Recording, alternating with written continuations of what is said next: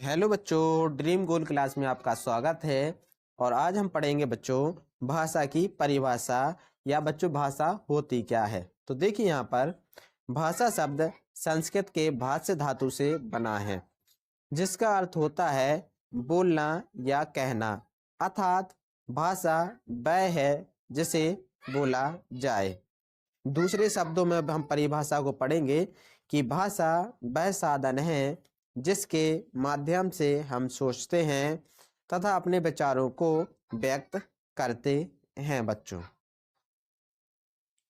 अब हम साधारण भाषा में भी पढ़ेंगे कि भाषा होती क्या है। तो देखिए, जब हम अपने विचारों को लिखकर या बोलकर प्रकट करते हैं और दूसरों के विचारों को सुनकर या पढ़कर ग्रहण करते हैं तो हम उसे क्या कहते हैं? भाषा कहते हैं।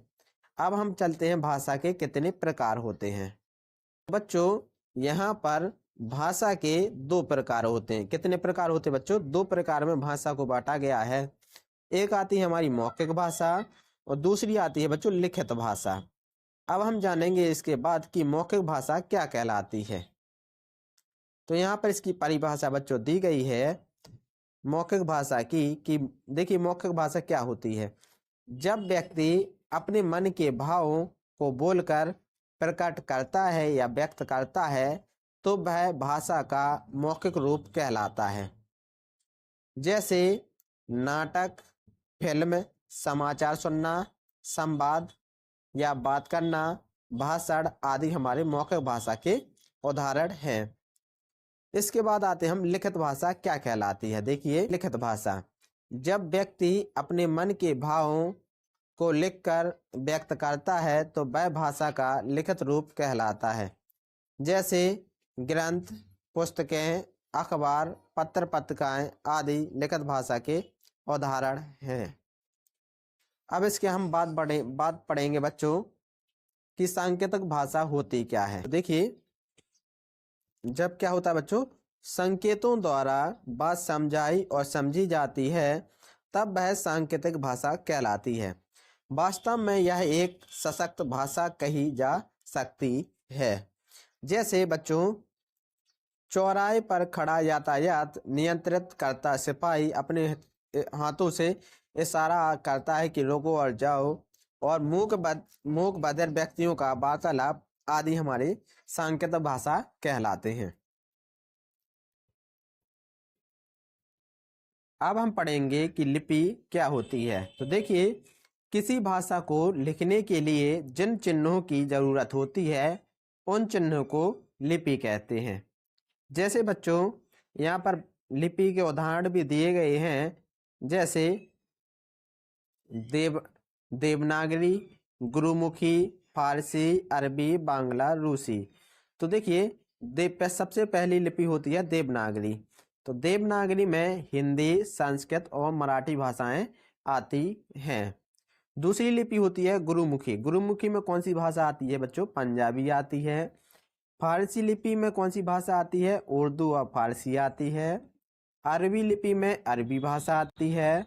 बांग्ला लिपि में बांग्ला भाषा आती है।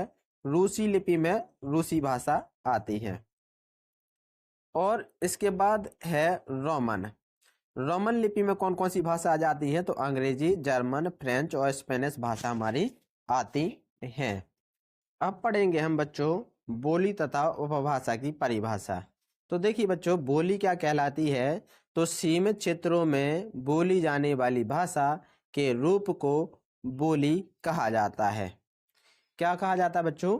भाषा के रूप को बोली कहा जाता है और जो बच्चों सीमित क्षेत्रों में बोली जाती है। अब देखिए उपभाषा क्या कहलाती है। तो बच्चों, किसी भी भाषा के ऐसे विशेष रूप को बोलते हैं जिसे उस भाषा के बोलने वाले लोगों में एक भिन्न समुदाय प्रयोग करता है, उसे उपभाषा कहा जाता है। अब हम पढ़ेंगे बच्चों उपभाषा के प्रकार और बोली के बारे में। तो देखिए यहाँ पर जो उपभाषा है वो कितने प्रकार में बांटी गई है।